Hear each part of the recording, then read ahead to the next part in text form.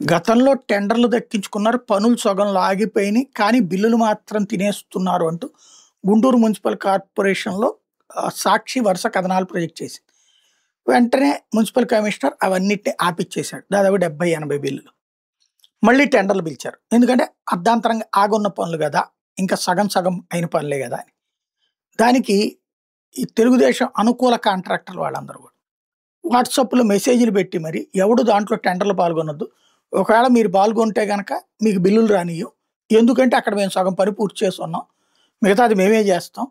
మేమేదో డబ్బుల కోసం ఎక్కువ టెండర్‌కి దాంట్లో ఖర్చుతో సరిపోవట్లేదని మిగతా డబ్బులు తెప్పించుకుందాం అంటే ఇట్లాగ సాక్షి వాడు వార్తలు రాస్తే దానాధారంగా మీరు మళ్ళీ ఆయన టెండర్‌లు పిలిచేసాడు. ఇప్పుడు మీరు ఇట్లా గనక దాన్ని తీసుకుంటే మేము ఆపుతాం గుర్తుపెట్టుకోండి అన్నాడు. దీంతో ఎవ్వడూ రాలేదు. దాంతో ఇప్పుడు ఆ పనులు మళ్ళీ వాళ్ళే దక్కించుకుని అంటే ఈజీగా అర్థమయ్యే భాషలో చెప్పాలంటే రూ. 100 పనిలో రూ. 100కి చేసేసామంటూ రూ. 50 పనే చేశారు. ఇప్పుడు మళ్ళీ ఇంకో రూ. 100 సంపాదించుకోవడానికి సిద్ధపడుతున్నారు. ఇది ఇప్పుడు సాక్షి రాసుకొస్తుంది బాధాపూరితంగా.